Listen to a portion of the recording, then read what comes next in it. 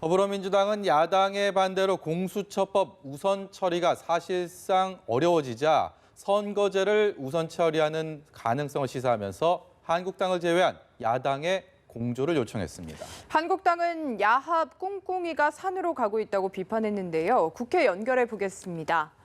박현우 기자. 네, 민주당 이인영 원내대표는 오전 열린 회의에서 선거제 개혁이라는 국민 명령을 집행하기 위해 지혜를 모으자며 한국당을 제외한 야당들에게 공개적으로 공조를 요청했습니다.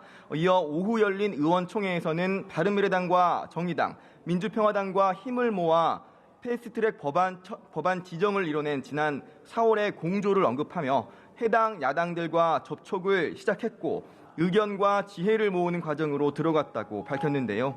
사실상 공수처법 우선 처리 입장에서 한 발 물러나 야3당의 요구대로 선거법과 공수처법을 동시에 처리하자는 쪽으로 선회하는 것 아니냐는 관측이 나옵니다.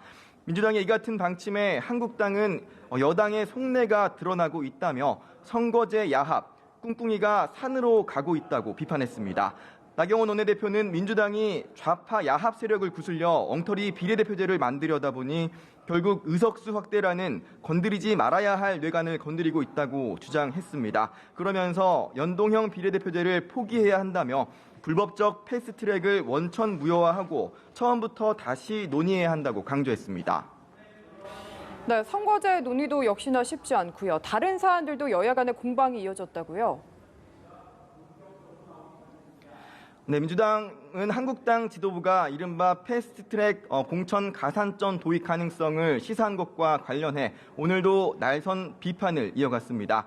이인영 원내대표는 국민과 공권력을 모욕하고 조롱하는 일이라며 한국당은 일종의 공천 등급제, 공천 서열화 제도에 대해 논의할 게 아니라 당장 검찰의 소환에 응해야 한다고 목소리를 높였습니다. 이와 관련해 당을 위해 희생하고 헌신한 분들에게 그에 상응하는 평가를 하는 것은 마땅하다는 입장을 밝혔던 한국당 황교안 대표는 오늘 기자들과 만난 자리에선 가산점에 대해 생각해 본 적 없으며 공천 기준에 대해 정해진 바가 없다며 한 발 물러나는 듯한 모습을 보였습니다.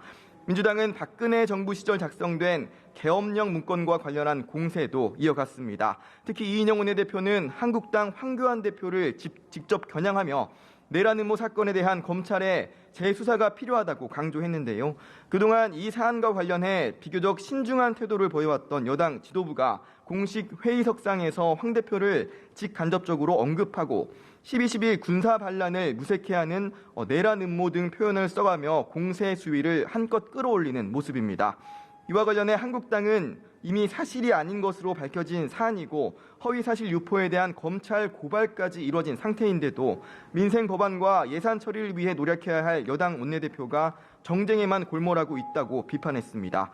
민주당 내에서도 이 같은 공세는 지나치다는 목소리가 나오고 있는 상황입니다. 지금까지 국회에서 연합뉴스TV 박현우입니다.